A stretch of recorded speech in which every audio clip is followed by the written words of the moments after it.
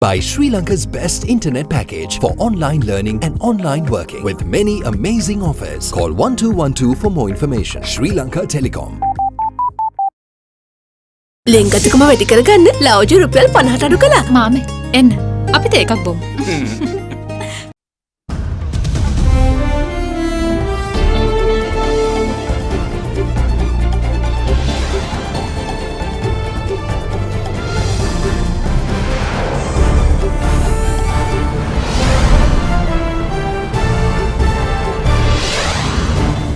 Tonight, nobody's scapegoat. Former state intelligence chief berates national security hierarchy for blaming him for their own inadequacies. Human error. Power cut report blames electrical superintendent's mistake for island-wide blackout. New thinking needed. President Gotabaya Rajapaksa calls for coherent strategies and solutions to nationally important issues from new state ministry secretaries. Stepmotherly treatment. Former Speaker Karu Jayasuriya laments being targeted by UNP leader after expressing willingness to be his replacement. Reappearing act. Missing former OPPP General Secretary makes a sudden reappearance after alleged abduction saga. All that and much more coming up on First at 9. This Wednesday, the 26th of August, 2020. Nava Sunlight Sakura.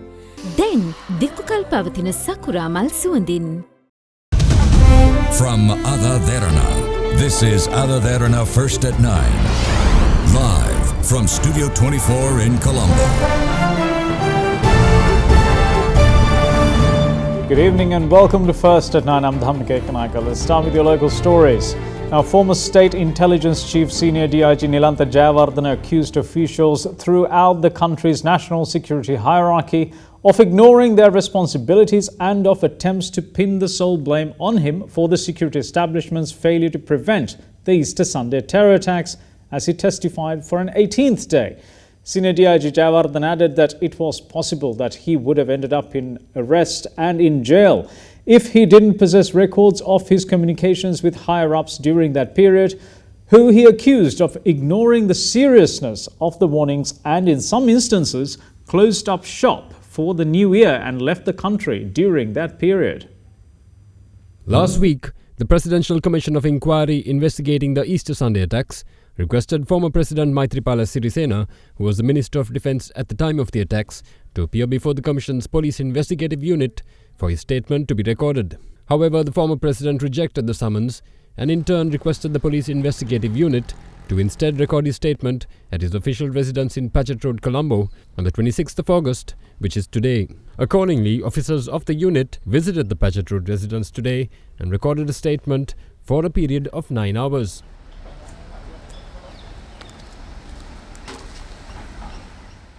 Meanwhile, former State Intelligence Service Director, Senior DIG Nilantha Jayawardena appeared before the Presidential Commission for his 18th day of testimony, where he was cross-examined by the Legal Counsel for former National Intelligence Service Chief Sisira Mendis, President's Counsel Shanika Ranasinghe.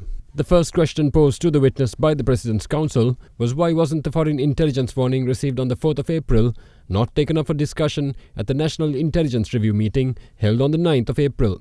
In response, the witness stated that since he had already briefed a superior official, namely National Intelligence Chief Sisira Mendis, of the warning, he did not attempt to bring it up for discussion during his allocated time to speak.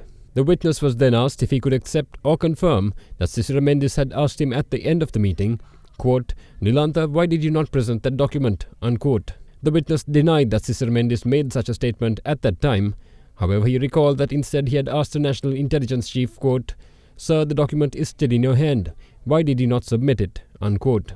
Continuing his questioning, the President's Counsel then asked the witness if he accepted that he spoke to Sisira Mendis on the 20th of April, the day before the attack, and told him, quote, "Sir, this is a big problem. I have informed the IGP," unquote. In response, Senior DIG Nilantha Jayawardena replied, quote, "If the call lasted only 5 seconds as reported, then I would have had time to say only those words.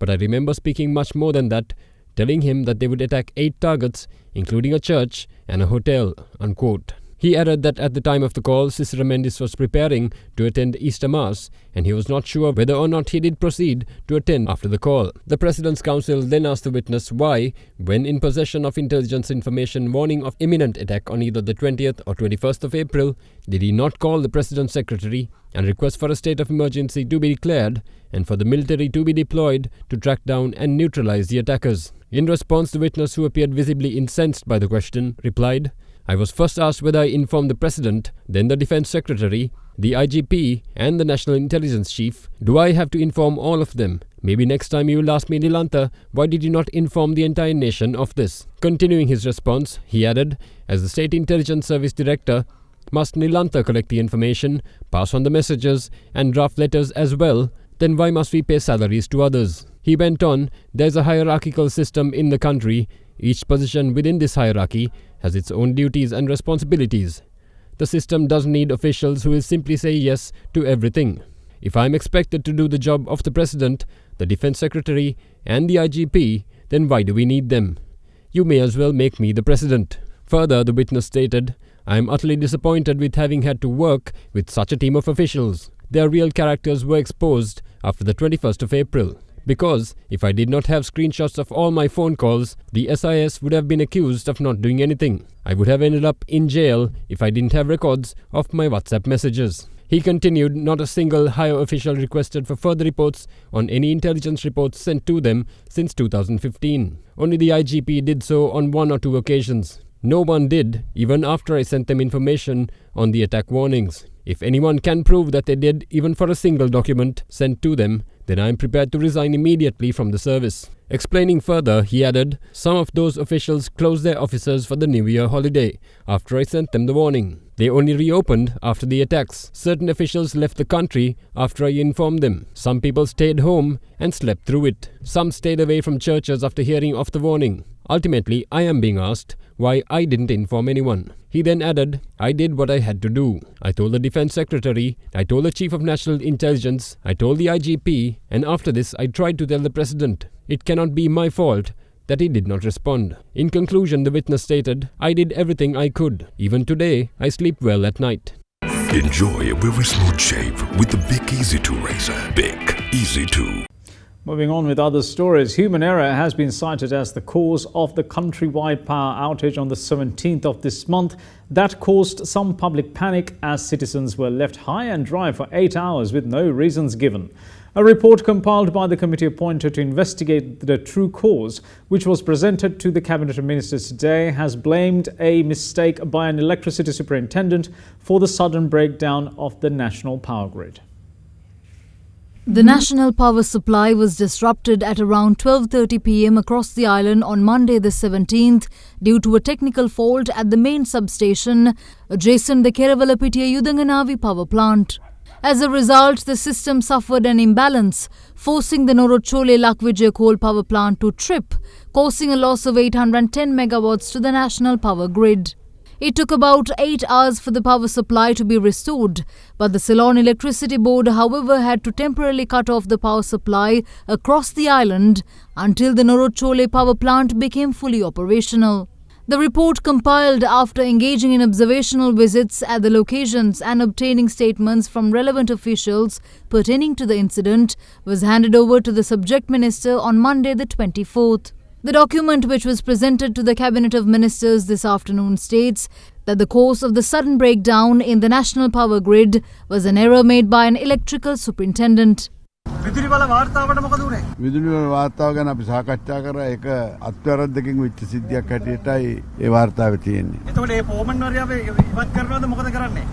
එහෙම තීන්දුවක් ගත්තේ නැහැ. ඒක වැළැක්වෙ නොහැකි අත්වැරද්දක් හැටියට මම හිතන්නේ ඒකේ තියෙන්නේ. දලස් සමතුමා අත්වනේ ඉල්ලාස් වෙනවා කියලා වැරද්දක් තියෙනවා. මට පේන්නේ එහෙම අවස්ථාවක් නැහැ. අධිකාරී ජනාධිපතිතුමා විශේෂයෙන් උපදෙස් දුන්නා පුනර්ජනීය බල ශක්තිය ලංකාවේ පාවිච්චි කිරීම සඳහා වන පියවර ගන්න ලෙස. ඒ වගේම දලසමතුමා සති දෙකක් ඇතුළත ඒ සම්බන්ධයෙන් වාර්තාවක් නැවත කැබිනට් එකට ඉදිරිපත් කරන බව ප්‍රකාශ කළා. President Gotabaya Rajapaksa today gave assurance that he stands by the authorities who make the right decisions by the country in order to bring about change desired by the people. The head of state also highlighted a number of issues that require immediate intervention of the government while calling for coherent solutions with clearly illustrated targets. President Gotabaya Rajapaksa handed over letters of appointment to the newly gazetted secretaries of 35 state ministries at the Presidential Secretariat today.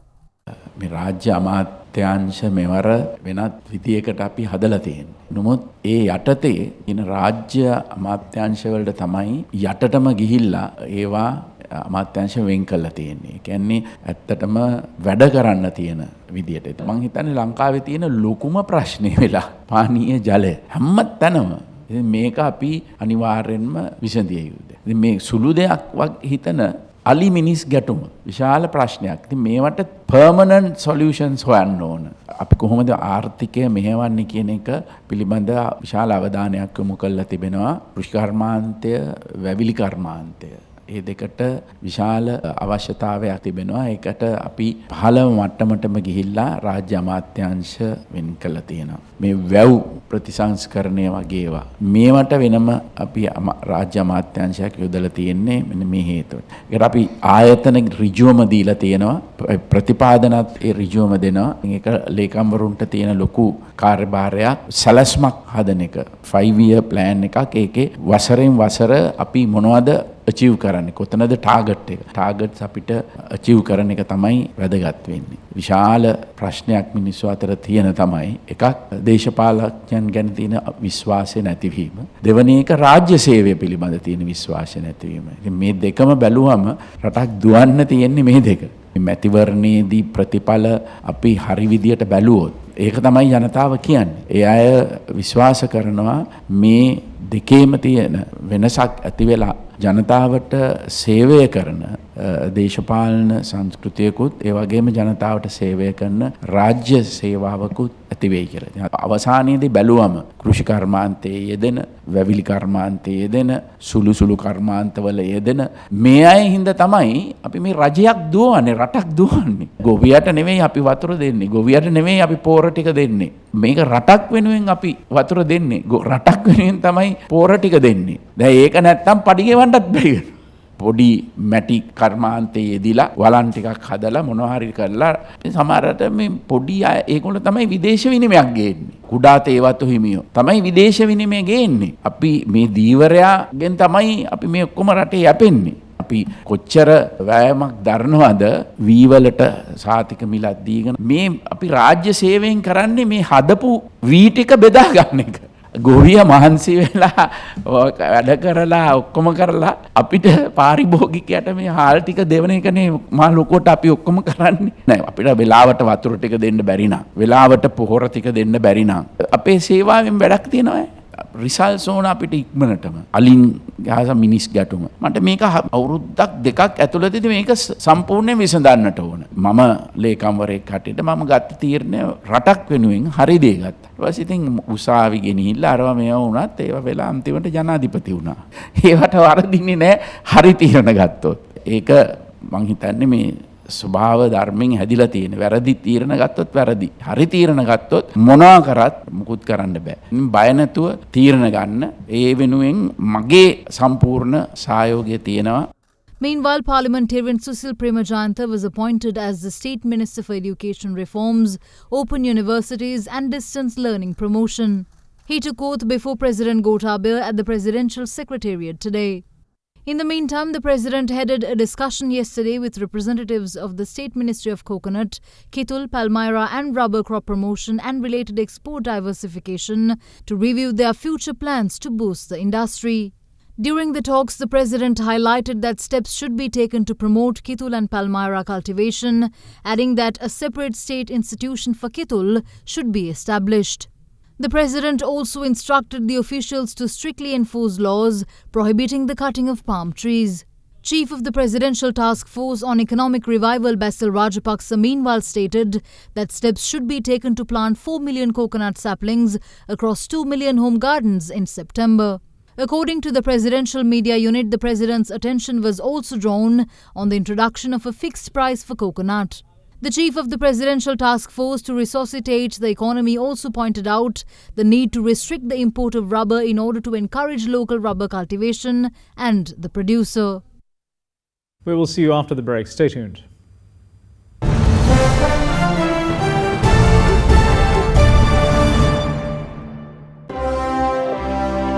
Ceylon Bank, the bank with a heart.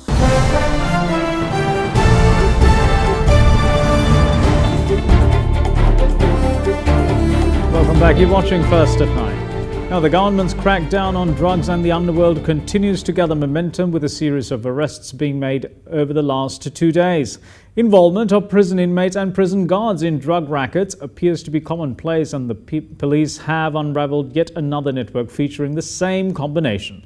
The said operation had been worked off from within the Mahara prison, and a prison guard was among the suspects apprehended pertaining to the matter. Now, here's the latest on Sri Lanka's war against drugs and the underworld. The Colombo Crimes Division discovered a stash of weapons and drugs this morning in the area of Ambatale. They were found after one of underworld figure Angodalokka's accomplices, who was arrested last Saturday at the Bandar Naika International Airport while attempting to flee to Dubai, was interrogated. Police found 42 kilograms of heroin, 3 T-56 firearms, 170 T-56 cartridges and 3 T-56 magazines. The suspect had led the police to the exact location where the weapons and the drugs were stashed. In the meantime, Wayangoda police arrested 4 suspects, including a prison guard of the Mahara prison and a civil employee of the Sri Lanka Air Force, during a search operation this morning. They were apprehended for involvement in drug racketeering.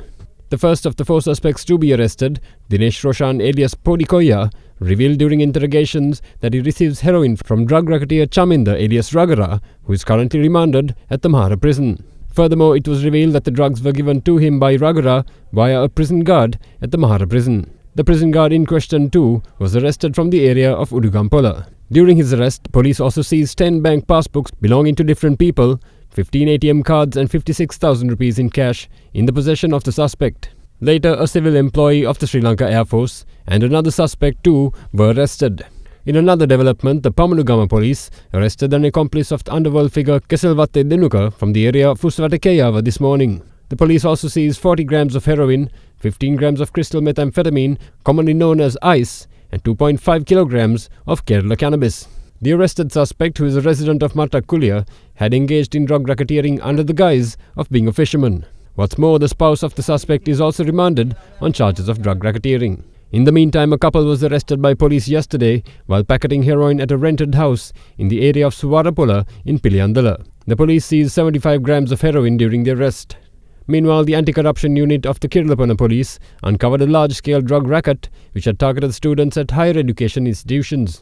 The police said that they found a stash of drugs including LSD, heroin and hashish in the possession of 2 20-year-old suspects. What's more, the officers of the narcotics unit at the Department of Excise arrested a suspect with 60 kilograms of Kerala cannabis today. In a separate development, the Police Special Task Force in Ratgama arrested a suspect today over his involvement in last Saturday's murder of Buru Ajit at the Parrot Junction in Ambalangoda. The arrested suspect had driven the vehicle which was used during the murder, and the STF also seized the said vehicle. In the meantime, Major General Kamal Gunaratne assumed duties as the Secretary to the State Ministry of Internal Security, Home Affairs and Disaster Management this morning. Addressing the media, he stated that the government has eradicated much of the organised crime in the country. අද මේ රටේ විශාල වශයෙන් ව්‍යාප්ත වෙලා තිබිච්ච සංවිධානාත්මක අපරාධ රැල්ල, ඒ වගේම මත්ද්‍රව්‍ය රැල්ල, ඒ වගේම කප්පම් ගැනිලි වැනි ඒ වගේම තවත් පාතාල සමාජිකයන්ගේ සහ නායකයන්ගේ ක්‍රියාකාරකම්, බන්ධනාගාරය මේ වැනි විශාල වැරදි මාර්ගයකට යොමු වෙමින් තිබිච්ච සමාජය අපි කෙලින් කළා හරි මාර්ගයට යොමු කරගන්න පුළුවන්කම ලැබිලා තියෙනවා. අපි විශාල සාර්ථකත්වයක් Now, former Speaker of Parliament Karu Jayasuriya says that absurd and ridiculous allegations have been levelled at him following his statement on his willingness to accept the United National Party leadership. Issuing a statement today, former Speaker of Parliament Karu Jayasuriya stated that his statement on his willingness to accept the UNP leadership was based on requests from party faithful that he cannot ignore. However, he added that following his statement, he has become the target of absurd and ridiculous allegations. Furthermore, he also added that UNP leader Ranil Wickremesinghe has proposed a disciplinary inquiry against him based on statements he had made regarding Eranda Valiyange, an attorney close to Wickremesinghe, in the lead-up to the formation of the Samagi Janabala Vegaya. What's more, he says that the statement made during the party's working committee meeting that there was a legal barrier in appointing him as party leader due to him not being a working committee member is ludicrous, when he has already obtained his party membership for the year 2020. The statement also says that the public are now able to clearly identify whose agendas are being fulfilled after the near destruction of a party considered a mainstay in the country's freedom struggle. Moving on with other stories, despite continued insistence by various parties that former General Secretary of the Our Power of People Party, Venerable Vedinigama Vimalathisatthera, has been abducted and held over the party's national list nomination issue, the saga was put to rest by none other than the missing Thera himself, who finally reappeared in the public eye today. Speaking at a media briefing after days of speculation over his fate, Venerable Vimalathisatthera rubbished rumours of his abduction by Venerable Athuraliya Ratanathera and stated his willingness to engage with the two opposing nominees for the parliamentary seat and bring some closure to the issue.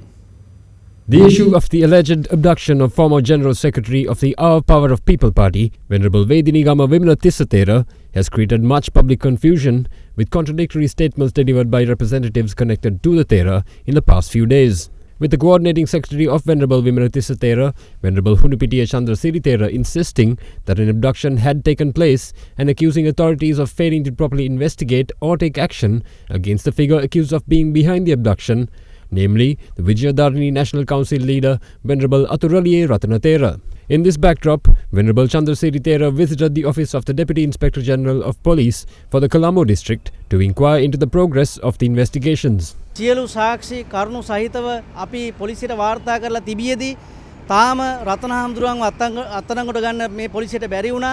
ස්වාමීන් වහන්සේගේ ගුරු ස්වාමීන් වහන්සේ ඊයේ ප්‍රකාශයක් කරනවා මෙම බෑර ගැනීමක් නෑ උන්වහන්සේව හමු වුණා කියන කාරණාව. යම් මේකින් වේදිනිකම හාමුදුරුව හමු වුණා නම් උන්වහන්සේට තියෙන්නේ උන්වහන්සේව අරගෙන එන එකනේ. Meanwhile, OPPP party representatives visited the Election Commission today and handed over a letter calling for a quick solution to the controversial national list nomination issue. ලේකම් හාමුදුරුවන්ගේ නායක හාමුදුරුවෝ කියන උන්වහන්සේ ඉන්නවලු. චන්ද්‍රසිරි හාමුදුරුවෝ උන්වහන්සේගේ ලේකම් කියන තව හාමුදුරුවෝ කෙනෙක් ඇවිල්ලා කියනවා උන්වහන්සේ පැහැරගෙනලු. අපි කියන්නේ විශේෂයෙන් පොලිසිය මේ කරුණා කරලා මේ උන්වහන්සේ හංගලා ඉන්න තැනින් හරි සැඟලව ඉන්න තැනින් හරි පැහැරගෙන ඉන්නවා නම් ඒ ස්ථානේ හොයාගන්න පුළුවන්. ඊටම සරල කාරණා තියෙන්නේ.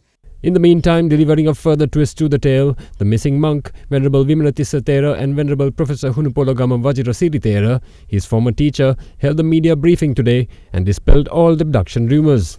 දැන් අපේ නායක හාමුදුරුවන්ගේ බාරේ ඉන්නේ මම හිත හවසින් පස්සේ බොහෝ දුරට හිතාගෙන ඉන්නවා මේ අපේ ඥානසාර හාමුදුරුව රතනහල්ලත් එක්ක සාකච්ඡා කරලා මේ ගැටලුව මේ මැතිවරණ කොමසාරිස්වරයා निराකරණය නොකරන්නේ නම් එතනින් එහාට අපි මොනවද කරන්න ඕනේ කියන එක පිළිබඳව සාකච්ඡා කරන්න යන්න. මේ කටයුත්ත මැතිවරණ කොමසාරිස්තුමාගේ රාජකාරිමය කටයුතු ඉතා කඩිනමින් මේක ගැසට් කරනවද නැද්ද මේකට දෙන්න තීරණය පිළිබඳ උත්තරයක් හම්බුනොත් මම හිතන්නේ අපට පුළුවන් නිදහසේ මේ කටයුත්ත කරන් යන්න. ඔබ වහන්සේව රතන හාමුදුරුවෝ මේ පැහැරගෙන ඉන්නව සංගවාගෙන ඉන්නවා කියලා. ඇත්තටම ඔබ වහන්සේට එහෙම පැහැරගැනීමක් සිද්ධ වෙලා තියෙනවා. ඔබ වහන්සේ දැන් කොහෙද ඉන්නේ ඇත්තටම? මම විවිධ තැන් වල තමයි ඉන්නේ. නෑ රතනහාරෝ මගේ ගුරුවරයෙක් දේශපාලනික වශයෙන් උන්වහන්සේට මාව සිරගත කරන්න කිසිදු අවශ්‍යතාවයක් නැහැ. මම නිදහසේ ඉන්නේ. Now, the Ministry of Education has decided to recommence school activities for students of grades 6 to 13 at government schools back to the pre-COVID-19 times from the 2nd of September. Accordingly, schools will welcome back students of these grades from 7:30 a.m. and close at 1:30 p.m. once again. In the meantime, more COVID-19 infected patients recovered and were discharged, increasing the country's COVID-19 recoveries to 2,819. With that, the total active cases in the country now stands at 153. Meanwhile, 12 more foreign arrivals from India currently in quarantine tested positive for COVID-19 yesterday. In addition, 413 Sri Lankans from Germany, Qatar and the United Arab Emirates arrived at both Matala Rajapaksa International Airport and the Bandaranaike International Airport. All of the arrivals were subjected to PCR tests and sent for mandatory 14-day quarantine. We will see you shortly. Bear with us.